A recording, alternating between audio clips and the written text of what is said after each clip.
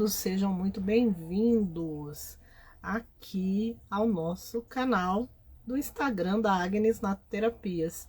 Se você não me conhece, a primeira vez que está chegando aqui, eu sou Renilde Santos, a idealizadora e a realizadora da Agnes Natoterapias, um espaço holístico e esotérico e de práticas integrativas.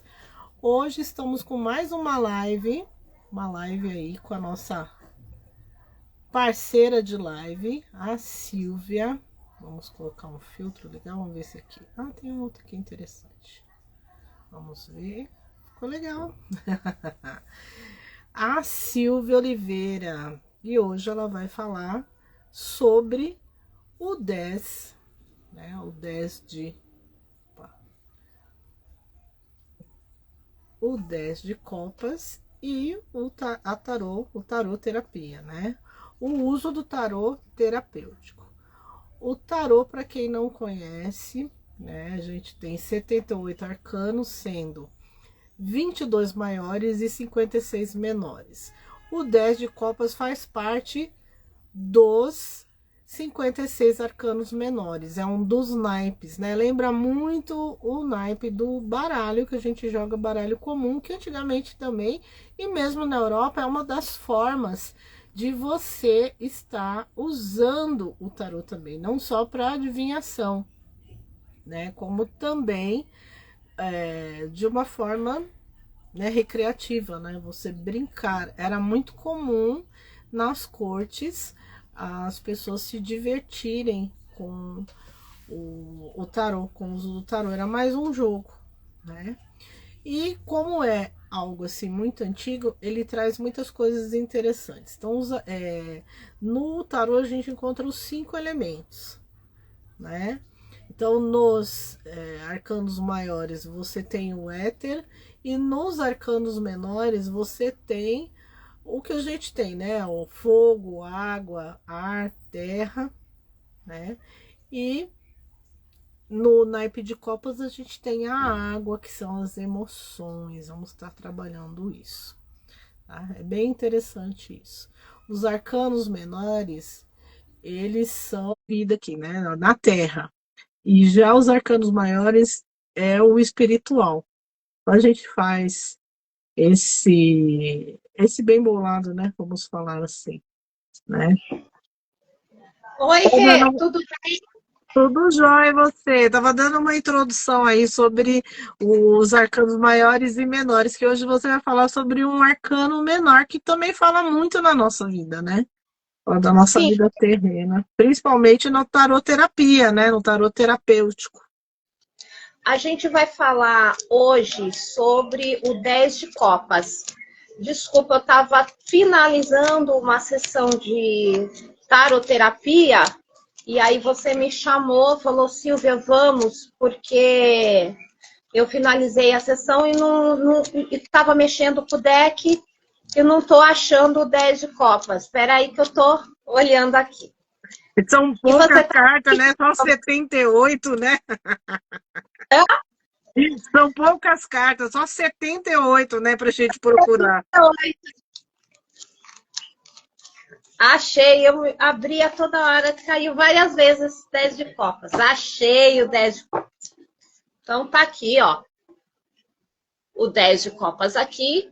Esse arcano, ele fala de felicidade, ele fala de harmonia, ele fala de conexões duradouras para a formação de família.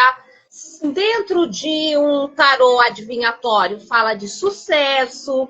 Se você está procurando emprego e vem aqui um 10 de copas, tá tudo certo, assim como uma carta do mundo, vai conseguir trabalhar em equipe. Agora, se tiver aqui, ó, invertido, discórdias, desamparo, disputas, enfim, situações que não são, assim, bastante positivas, tá? Para o consulente aqui.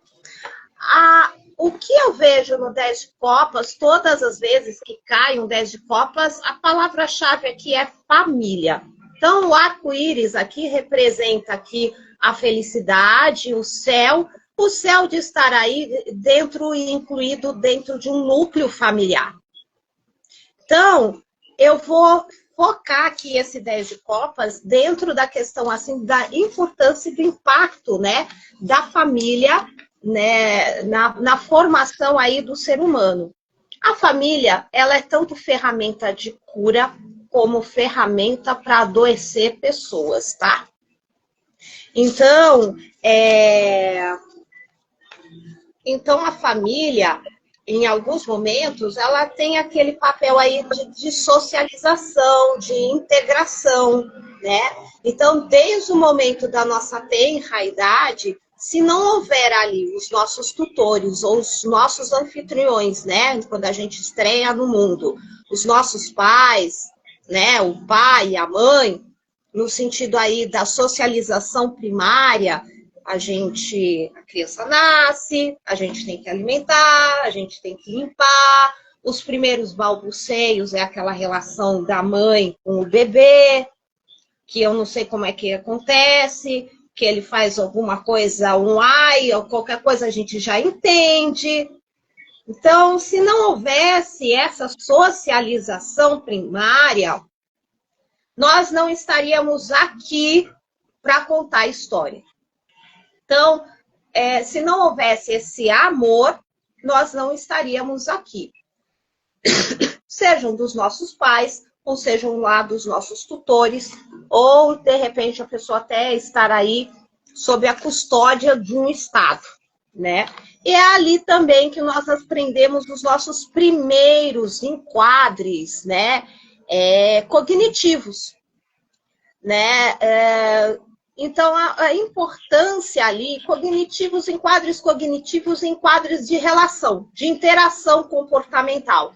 Eu acho que é legal a gente guardar isso, Renildes, dos enquadros cognitivos, que eu vou falar isso depois. Então, a família é um ambiente, a família doriana, tá? É um ambiente da gente socializar alegrias, tristezas, ansiedades, medos. Isso tudo vai criando aí um ambiente de credibilidade, de confiança e o desenvolvimento de habilidades, né, e competências emocionais. Além da capacidade que a gente tem de se colocar aí no lugar do outro. Então, é super importante aí essa questão aí das interações familiares aí nesse sentido. Deixa eu só buscar aqui, Rê, o meu mapa mental. Eu fiz o mapa mental e o mapa mental sumiu. Vou usar aqui os rascunhos, tá? Eu sempre uso os rascunhos. Então, vamos lá. Falamos a respeito disso, perfeito. Aí a gente vai aqui. O ambiente, o que a família fala a respeito o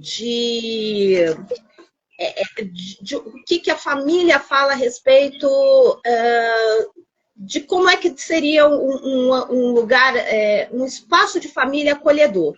Então, um espaço de família acolhedor, em que a criança ou o ser humano ali em si tivesse a capacidade de ter vida comunitária, de ter apoio mútuo, que tenha acesso à educação e à vida em sociedade. Isso é o que o ECA fala. Agora, quando a gente puxa, né, a palavra família, né, a etimologia da família vem de familius, do latim. E se vocês puxarem no Google, vocês vão ouvir a reprodução que eu tenho aqui para falar. O familius significa que todos os membros que um senhor, vamos ali, feudal, ou um senhor dentro da Grécia ou Roma antiga, tinha poder. Então, ia desde os escravos até mulheres e filhos. Aí, posteriormente, que veio essa questão da família, como um local de acolhimento, de boa convivência, tá? Só que o que a gente percebe ultimamente é que o conceito famílios está muito mais agregado e enraizado nas nossas sociedades do que a gente imagina. Então, a gente tem um alto índice de feminicídio, ou situações que a gente até percebe que não precisa chegar num agravante tão grande, mas às vezes a gente olha mulheres extremamente sobrecarregadas, em que o marido não ajuda nas despesas e tampouco nas atividades domésticas. Então, é uma mulher que sai para trabalhar, aí ela tem a jornada de lavar, passar e cozinhar, aí ela tem 2 ou 3 filhos, e é uma criança no braço, saco de supermercado na outra mão, e aí, de repente, você abre a porta e você vê um homem jogando Roblox. E faz as atividades domésticas se ele quiser. Então, são situações assim que a gente começa a perceber que ainda existe aí o sentido etimológico do famílios e não da família. Sim. Então, o que a gente observa aí é quais são os papéis de gêneros dentro da nossa sociedade contemporânea que merecem ser contemplados, ressignificados. É legal a gente ficar em casa e cuidar dos filhos, mas qual é o custo de vida que nós temos? E será que os homens conseguem manter a casa sozinhos? É cada um com a sua realidade, né? Sim. É a necessidade versus a possibilidade, o jargão jurídico, né? Exatamente. Então, o que eu vejo aqui são situações até mesmo, às vezes, eu até já ouvi minha mãe falar, eu até já falei a mesma coisa que a minha mãe falava, eu acho até que você também já falou a mesma coisa um dia. A gente, às vezes, grita, né, na pia, fala, eu não sou escrava dessa família.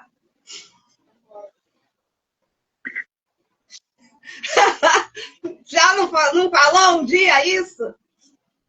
Já.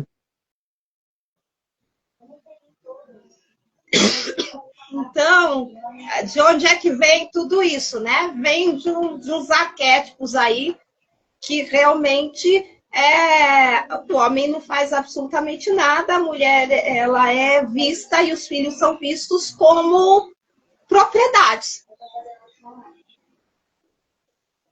Então, eu te dou de tudo, você vai fazer, eu gosto de você porque você é minha.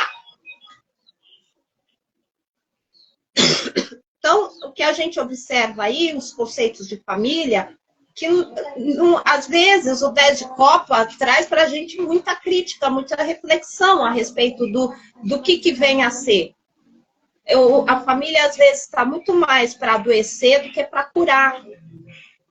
E o que eu observo muito também, dentro das relações intrapessoais familiares, é que as pessoas, elas ficam muito permeando dentro de uma eloquência do silêncio. Às vezes, o parente, o tio, a tia, o irmão, o pai, a mãe, os filhos, cadê fulano? Sumiu. Manda mensagem. Não responde. A primeira coisa que a gente pensa é, o que é que eu fiz? Eu fiz alguma coisa? Eu tenho culpa em alguma coisa? E, às vezes, a gente precisa interpretar os silêncios, não jogando, às vezes, a culpa na gente. Às vezes, o parente está com algum problema e não quer socializar. Não é. Ou, às vezes, o parente não quer entrar numa zona de conflito com você, porque na maioria das vezes é melhor a fuga do que bater de frente. Ou, às vezes, a pessoa está na eloquência do silêncio mesmo, que não quer falar com a gente.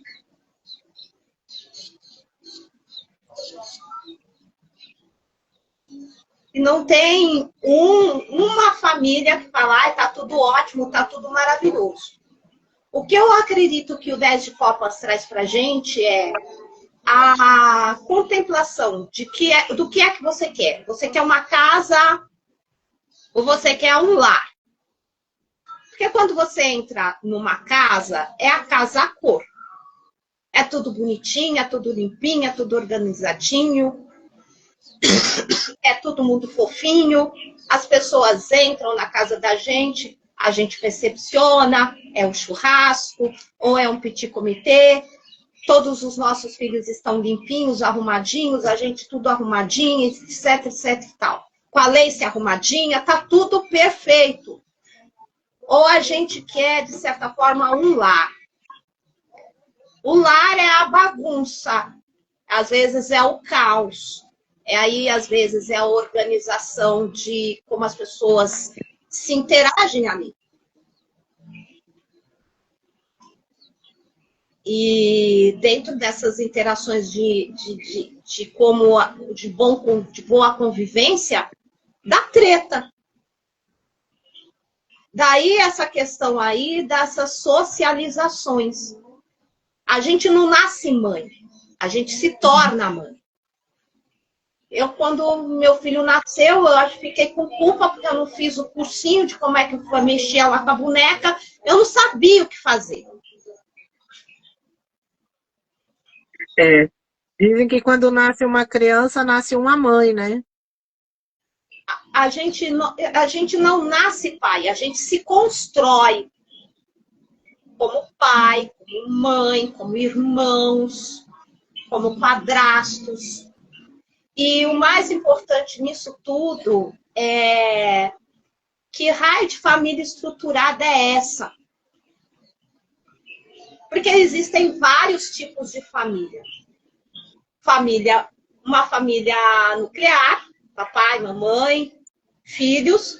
Existem outros tipos de família, de trans, de gays, ou uma família que é só a mãe e o filho, ou o pai e o filho, e os filhos, ou são criados pelos avós.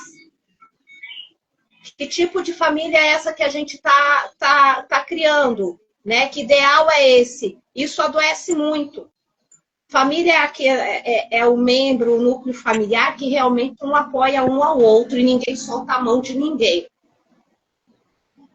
Às vezes eu prefiro o lar da família, que o povo grita um com o outro, mas pelo menos fala o que está sentindo, o que quer, o que sente, do que a família polida.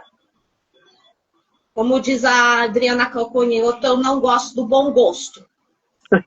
Fala logo o que está acontecendo, diz logo o que está acontecendo, como é que você está se sentindo, né? Não precisa ser aquelas reuniões da psicóloga, expressa aí os seus sentimentos, seus desejos, vai logo, já vomita logo de uma vez, já fala o que está acontecendo. As pessoas não têm uma bola de cristal para saber o que está passando pela sua cabeça. Exatamente. Então a gente abrir, né? Abre a boca logo, né? No coração. Então a gente lava a roupa suja e aproveita, lava a roupa suja metaforicamente. Mas o mais importante é que as pessoas estão juntas.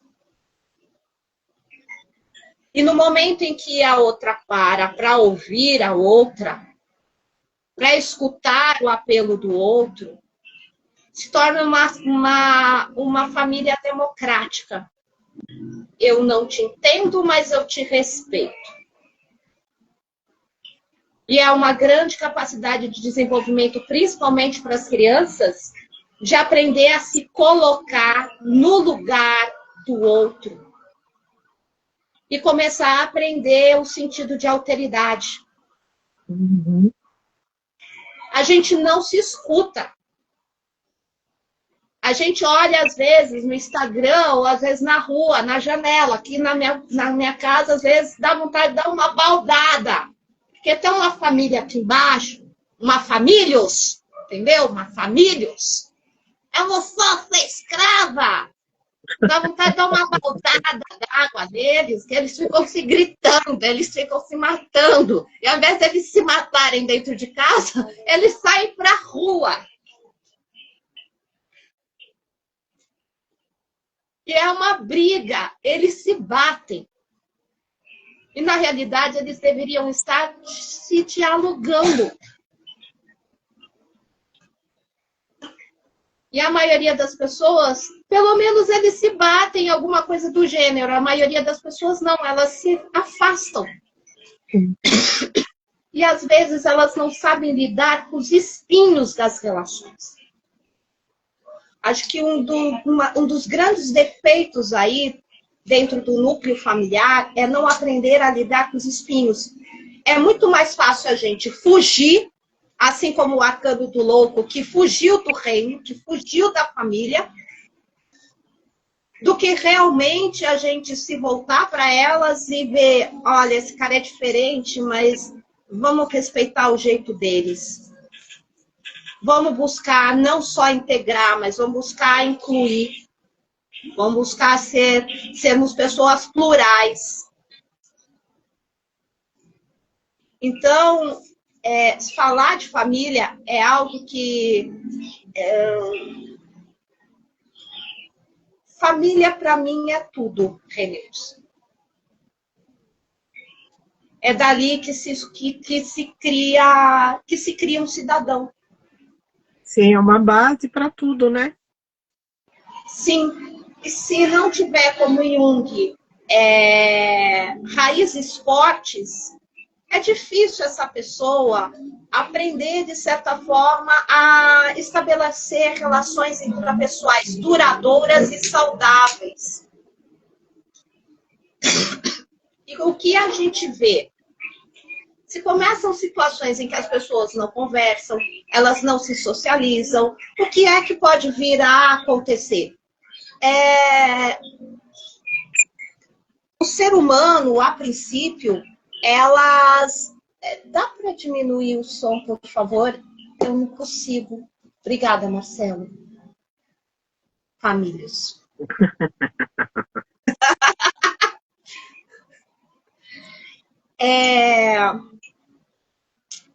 Onde é que eu parei? Modelagem. A criança pequena, ela vai pela prática da imitação dos seus entes queridos mais velhos. Então, vai imitar o avô, vai imitar a avó, vai imitar a mãe, vai imitar o pai. Às vezes é pequenininho. Eu tinha um filho de uma amiga minha que adorava e venerava o pai. E falava assim, eu faço xixi de pé igual meu pai. Ou seja, ele ainda estava usando fralda, mas queria imitar o papai. Ou fazer a barba. A menina querer usar o salto, passar o batom da mãe. Enfim, tudo isso é uma maneira deles trabalharem a modelagem. Uhum. Agora, o grande problema é a modelagem que eles têm de referência e repertório.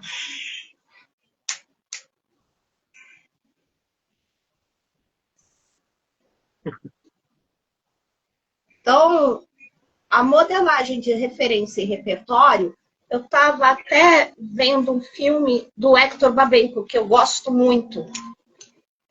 Acho que é Pichote. Enfim, é um filme extremamente comovente para mim. Que eram crianças que estavam na FEBEM e elas estavam brincando de assaltar um banco. E qual é a referência e repertório dessas crianças? Está vendo o processo ali de modelagem? O que é o conceito de certo, o que é o conceito de errado? Então, a partir disso, a gente vai trazer, às vezes, algumas feridas que a família traz algumas mágoas que a família marca. Por isso que quando a gente vai casar, não vai casar num momento assim de agonia, de paixão, de loucura. Quem é o pai do seu filho? Quem é a mãe do seu filho? E será que vai segurar a bucha de ficar junto?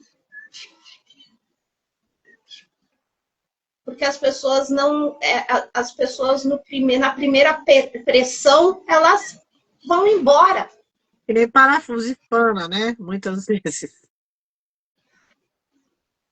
É porque elas não viram na família os arranca-rabo na base da cortesia e da educação. Então é muito mais fácil fugir do que ficar. É.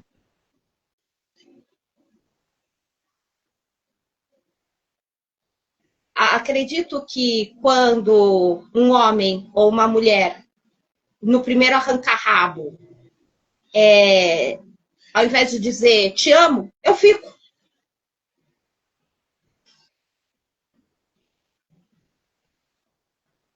Acho que a maior prova de amor que uma pessoa pode ter uma para com a outra, mesmo a outra sendo chata, eu fico.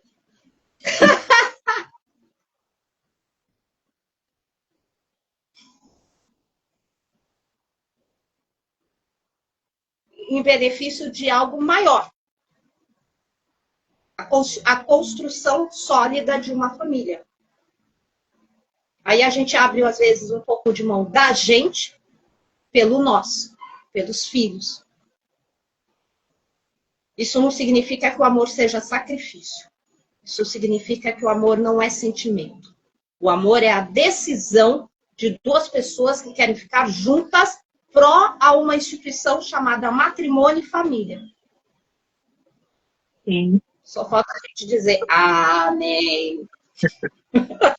E tem toda uma construção, né, de patrimônio e também desse lar, né, Sim. com filhos e tal. Então, existe investimento financeiro, existe investimento afetivo. Sim. Bom, e quais são as máculas, né, quando a gente está aí com as nossas feridas interiores, né? Uma das máculas é o desamparo. Então, estamos lá, tá lá o bebê. Às vezes, os nossos avós falam assim, deixa lá no berço, chorando, depois aprende. Quando fala, deixa lá no berço, chorando, e depois aprende, o que é que a criança vai aprender? Que por mais que eu chore, chore, chore, ninguém vai estar lá para me pegar. Às vezes está com a fralda molhada, fez pipi, fez cocô, às vezes regurgitou, não está confortável, está com cólica. Não, às vezes não é só a mãe. Vai ter que ir lá checar, verificar o que é. Se é alguma necessidade imediata da criança ou é a mãe. Mas e se for uma necessidade imediata? Ninguém vai me ajudar. Não posso confiar em ninguém. Essa é a estrutura do desamparo.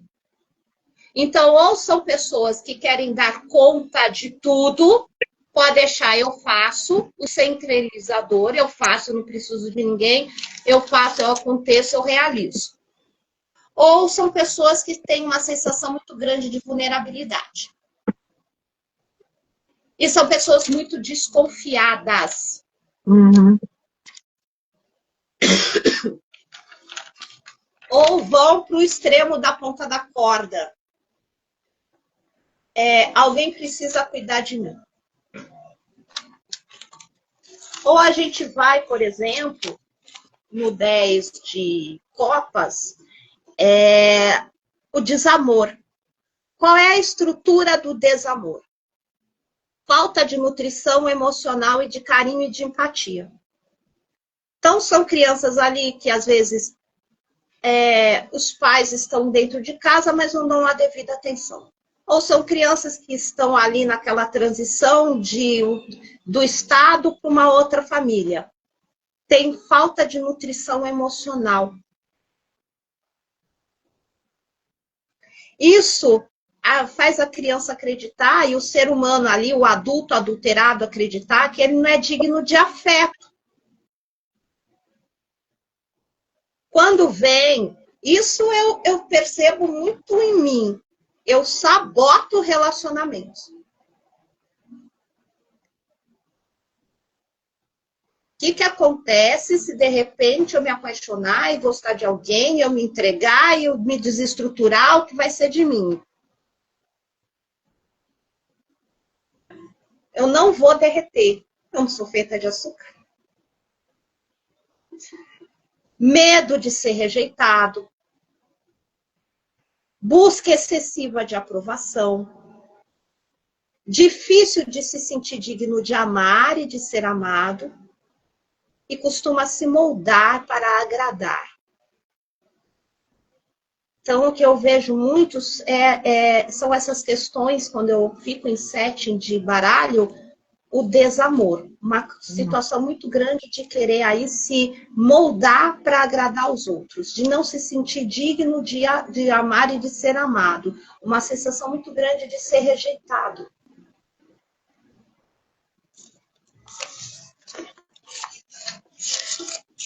E confunde amor com dor. Olha a doideira, achei. Fumaça mental. Estava guardado. Confunde amor com dor. Aí vem aquelas relações que a pessoa se apaixona pela pessoa errada. Ou acredita que, às vezes, um não do outro representa que o outro precisa ser conquistado. E amor não dói. O amor vem com leveza. Uhum. Primeira vez que um cara gostou de mim, eu tava de bob, pô.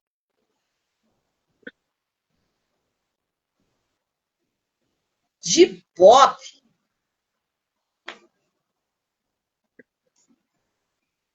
Então ele estava vendo coisas que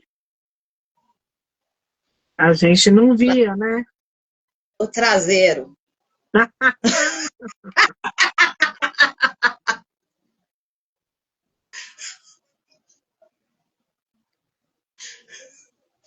Ai, ai, ai. Mas foi meu primeiro namorado, sabe? O desvalor. A estrutura são críticas constantes. Isso é muito desvalor, é muito práticas de pais narcisistas, tá? Críticas constantes, comparações, desqualificação, indiferença frente às conquistas do outro. Então, às vezes a gente pega e fala assim, pô, consegui tal coisa. A outra pessoa pega e fala assim, ah, só isso que você conseguiu?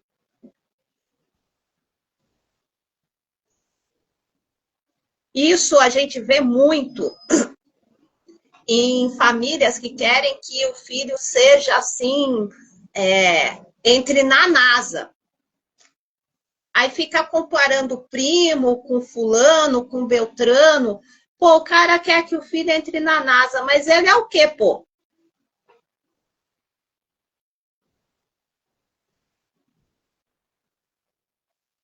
Entendeu?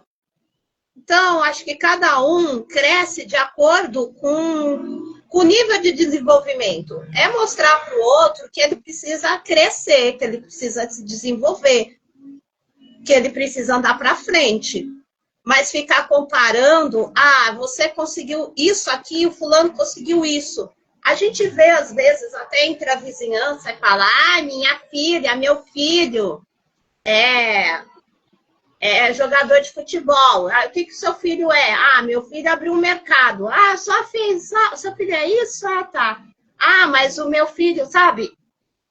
Teve uma vez que eu fui levar o Marcelo na antiga Livraria Cultura e a mulher não parava de se autopromover com o filho. Ah, meu filho tem 3 anos, já sabe ler, escrever, falar inglês, francês.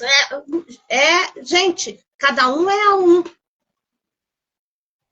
Era nítido que essa mulher ficava se comparando o filho com outros membros da família. Isso traz para a criança uma desqualificação, começa a criar problemas de autoestima e dificuldade de reconhecer seus próprios méritos. Uhum. Aí começa a ter medo de se arriscar. Aqui, mas e quando você deseja apenas a felicidade do seu filho e ele te surpreende com muitas vitórias? Olha, Liz Costa Lacerda Carneiro, se o seu filho te surpreende com muitas vitórias, Senão que aprendeu, senão que aprendeu a lição, né? Ela passou bem. Quanto menos necessários nós formos para os nossos filhos, mais bem criados eles são.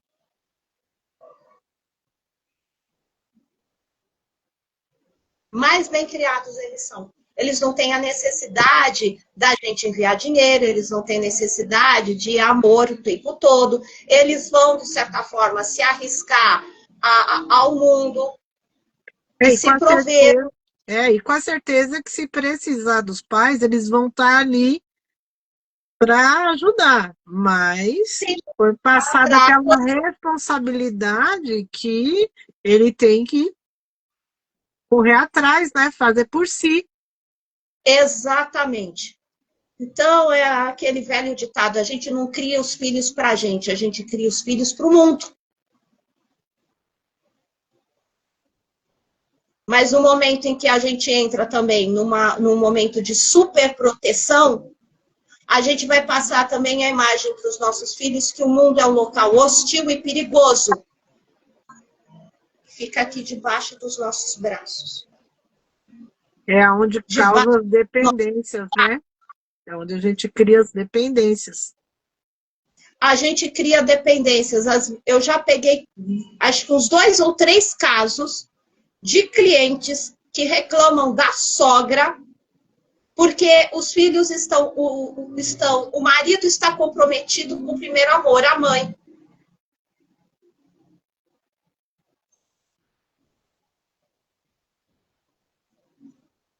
Saber colocar as coisas no lugar também, você falou de casamento, saber, né, colocar as coisas no lugar também é difícil, né? A mulher saber que a partir daquele momento o homem mais importante da vida dela é o marido e o pai ficou em segundo lugar, e o homem também, a mulher mais importante da vida dele tem que ser a esposa, e a mãe dele vai ficar em segundo lugar. Não vai deixar nunca de ser mãe porque deu a coisa mais importante para ele, que é a vida. Uhum. Mas aí a gente cai na carta dos enamorados, né, Renildes? Que não tá no. Eu tô só com o tarô de Rider-Waite, que tem a jovem noiva e a velha senhora. No momento em que o Pérez olhando assim entre a jovem noiva e a senhora, que é a mãe, mas ele está mais flertando para a jovem noiva do que para a mãe. Agora, se está flertando com a mãe, fica um adulto atado à infância. Não se desenvolve, não cresce, não conquista. Exatamente, não cresce, não conquista.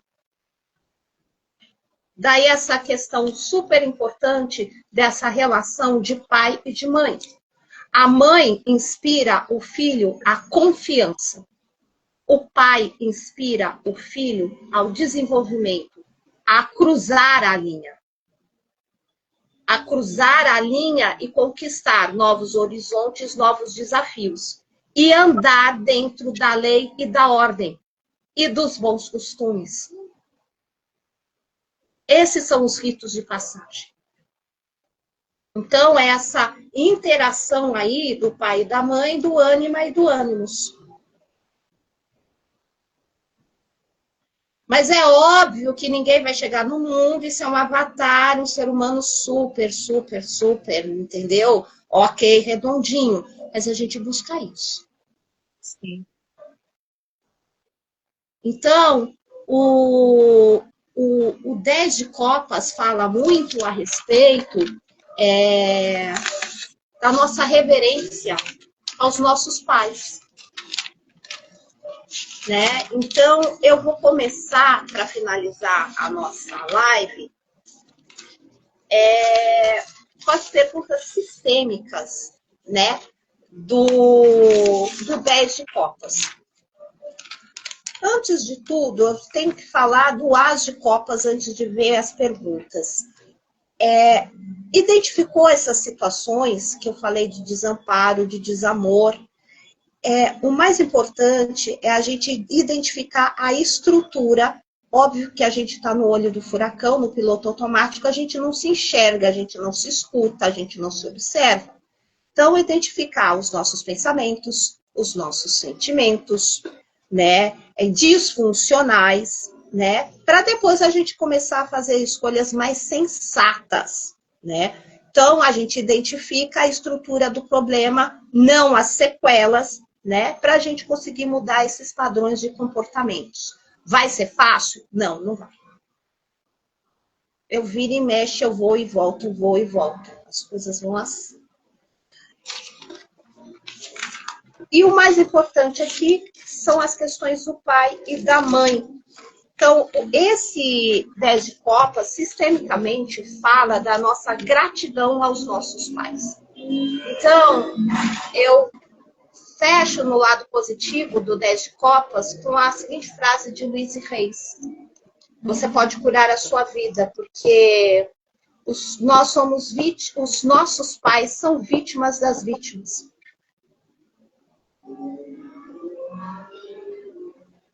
Com certeza. Então, somos pais em construção. Então, vamos pegar mais leve com eles. E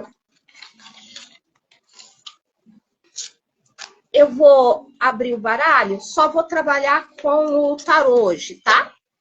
Nas perguntas sistêmicas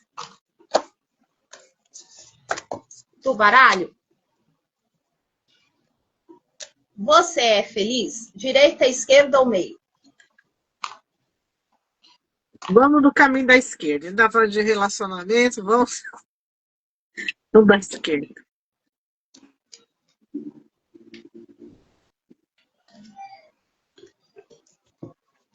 Puxei 3 cartas, tá? Tá prestes a ser feliz, tá? 4 de paus aqui, que representa aqui colher os frutos dos seus esforços. A festa da comieira. Só que antes, para ser feliz, precisa expressar os seus sentimentos, seus desejos e as suas necessidades.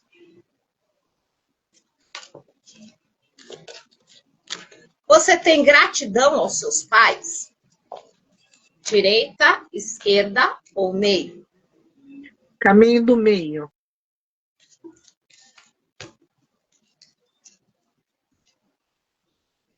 Sim, seus pais são preciosos para você. Seus pais te ajudaram na questão muito assim que se tem peixe, pesque.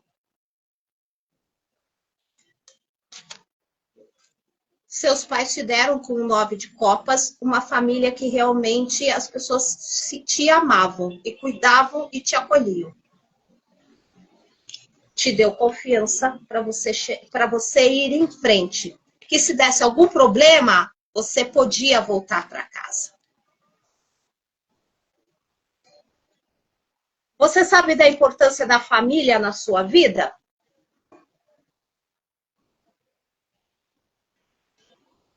Direita, esquerda ou meio? Meio.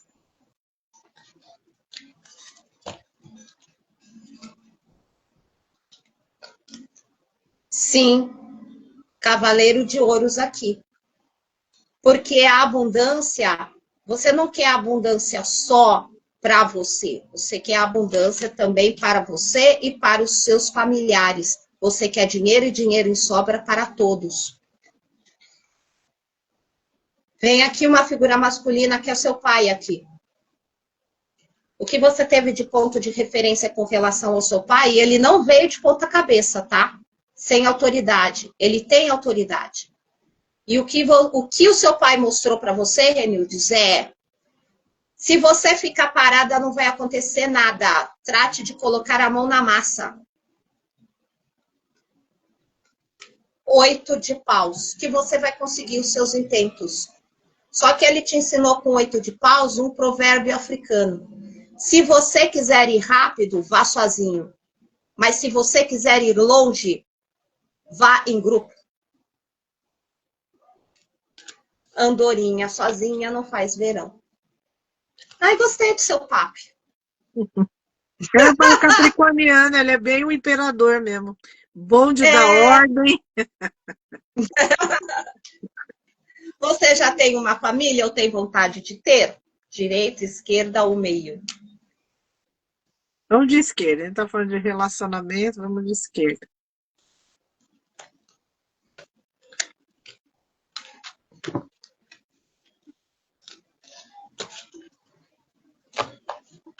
Ó,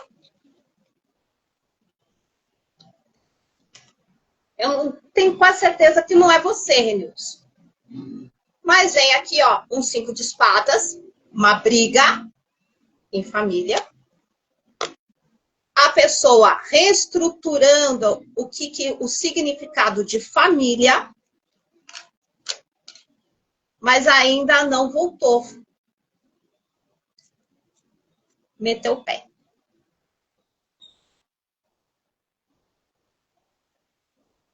Lembra que eu falei que às vezes é melhor conversar, socializar, do que fugir. Fugir é mais fácil do que enfrentar.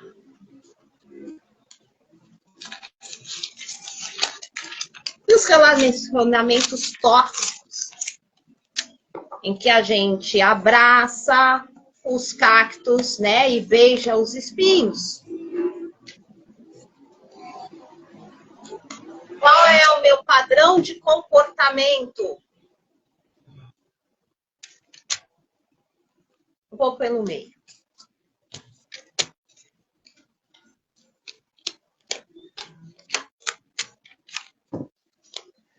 Valete de paus, não sabe para onde quer ir.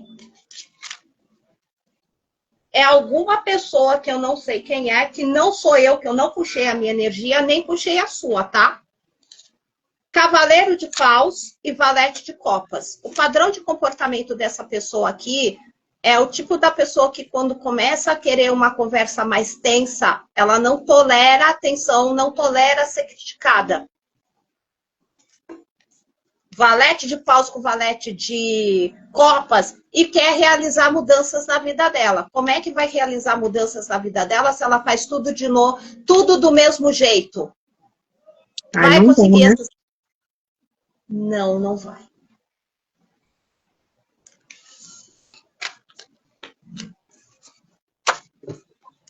O que acontece se eu ficar nessa família? Vou pelo meio.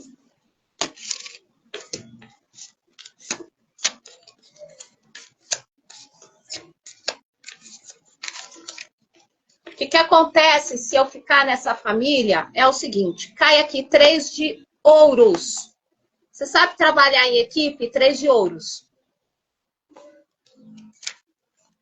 10 de ouros.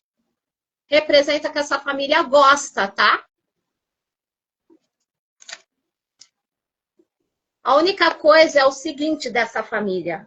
Será que as metas e objetivos dessa família, que nós queremos ficar aqui juntos, só que a gente não sabe trabalhar em equipe, a gente não sabe ser uma família.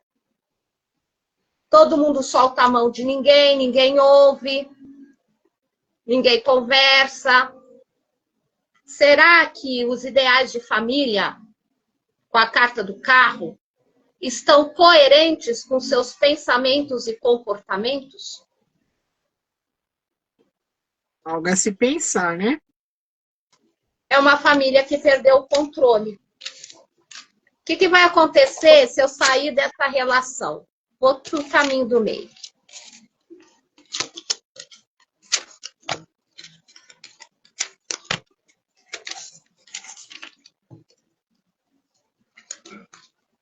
Ai, filho, fica em casa, que dá rolo, ó.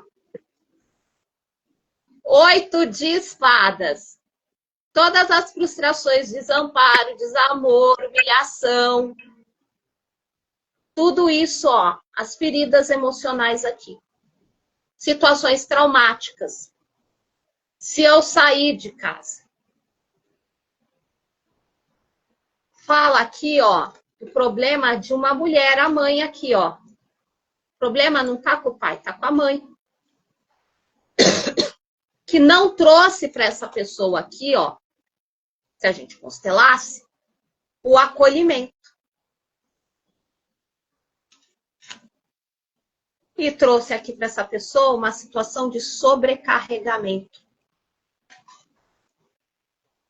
Lembra do desamor, que fala de alguém que eu faço tudo sozinho, eu me basto, só que chega um determinado momento que o ser humano precisa... Um dos instintos básicos do ser humano é o acolhimento.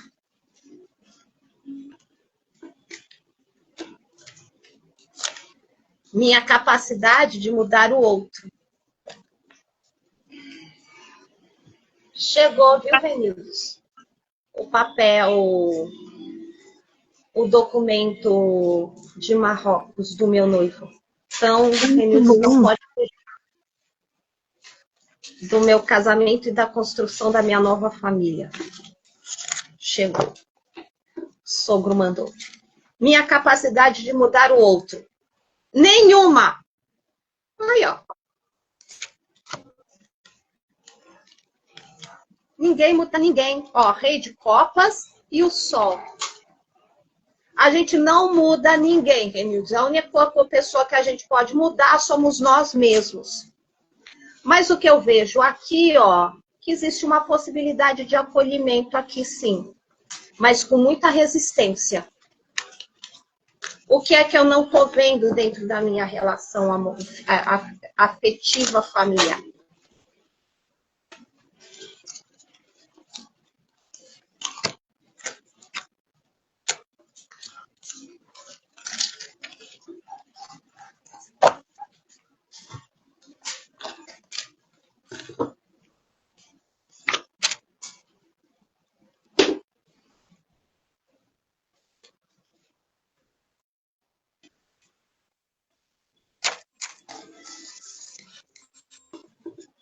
Olha, o que essas pessoas não estão vendo dentro das relações afetivas familiares é que a gente sempre gostaria de mudar o outro. Que o outro tem que ser assim, que o outro tem que ser assado, que eu gostaria que fosse assim. E o que eu vejo aqui é um aço. Será que as pessoas não conseguem ver? Ou será que as pessoas não conseguem entender os talentos conhecidos e desconhecidos dos nossos familiares? Será que a gente não consegue ver o lado bom? Bom, né? É muito difícil, ó. Vem aqui, ó, um valete de espadas, as pessoas presas nos próprios conflitos. Então, são crenças socioculturais do que é adequado, do que não é adequado, que tem que ser assim, que tem que ser assado. Enfim. E, ó, 2 de espadas, as pessoas ficam na defensiva.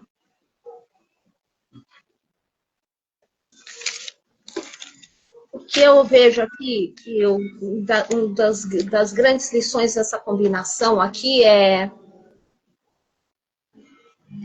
Não tem umas frases que as pessoas falam, me obedece porque eu sou pai, me obedece porque eu sou sua mãe. Isso é... A gente não deve ser autoritário, a gente deve ser autoridade. Pai e mãe não é amigo de filho. A gente é autoridade. Mas autoridade tem que ser autoritário. E para finalizar com o baralho, né, de acordos espirituais, qual é a mensagem de Serafim Bey? A vida sorri para você. Aceite e aproveite cada oportunidade de mudanças para melhorar como pessoa. E uma que foi muito interessante aqui, a ação é dar limite. Aprender a conviver, mas em alguns determinados momentos, eu não te autorizo a isso, aquilo ou acolá. Só que no momento em que você não autoriza determinada situação no seu membro familiar, a única coisa que eu digo é: você sustenta as suas escolhas?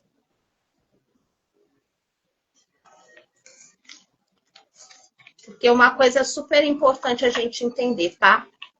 São eles que carregam a alça do nosso caixão. E a vida não é como o carro. Não dá para dar marcha ré.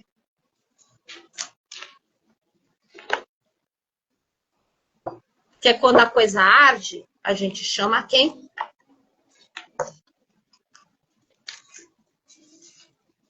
Eu quero a minha mãe, eu quero meu pai. Para aqueles que têm a felicidade de tê-los. Então, e para aqueles que não têm a felicidade de tê-los, o agradecimento de honrar os nossos ancestrais pela instância que eles passaram com nós, com a gente, conosco. E eu agradeço muito ao meu pai, agradeço muito a minha mãe, por eu estar viva, agradeço meus pais adotivos, gratidão, agradeço meus pais biológicos, gratidão, que me ingressaram aqui. E eu acredito, Renildes, que nas relações familiares a gente cria muitos nós, os encarnados e com os desencarnados. Nós estamos aqui para criar laços. E isso sim é para sempre. Para os nossos pais desencarnados, eles são nossos irmãos em Cristo Jesus, não são mais exercendo o papel social de pai e de mãe, mas os laços ficam para sempre. E o que a gente guarda no nosso corpo, o que o corpo da gente grava, a memória nunca esquece. Com certeza. Então tá certo. Rê, muito obrigada, viu? Sempre um prazer, uma felicidade participar das suas lives. Assim que a gente conseguir ordenar todos os papéis, a gente entra em contato com você e vai ser um prazer tê-la como testemunha da construção da minha nova família. Te agradeço, você e o senhor, seu marido, com muita gratidão. Eu agradeço você pela parceria, por sempre aceitar estar junto, trazer sempre um conteúdo muitíssimo interessante, importante, né? Que também, né, essa face do tarot terapêutico, que tem muita gente que não conhece, que pensa que é só o lado divinatório. Tem o lado divinatório que também é muito bom, que é por onde vem a grande maioria, mas tem esse lado também dessa abordagem terapêutica, né? E você ainda traz sistêmica, né? Mas outros baralhos também. A gente está muito honrado também em poder ser testemunha de vocês, né? E peço que o grande mestre abençoe essa união também, que possa te trazer esse apoio, né? Sim, sim, sim. É muito bom dentro de uma relação. Essa parceria também, né? Ser parceiros, né? Isso que é muito importante. Então, gratidão por tudo, gratidão a todos que estiveram e que estão aqui com a gente e que vão estar, né? Que vai ficar aqui no nosso perfil e depois vai lá pro YouTube também. Então, gratidão por tudo e até a nossa próxima live. Até a nossa próxima live. Tchau, tchau. Tchau, beijo. Tchau, tchau.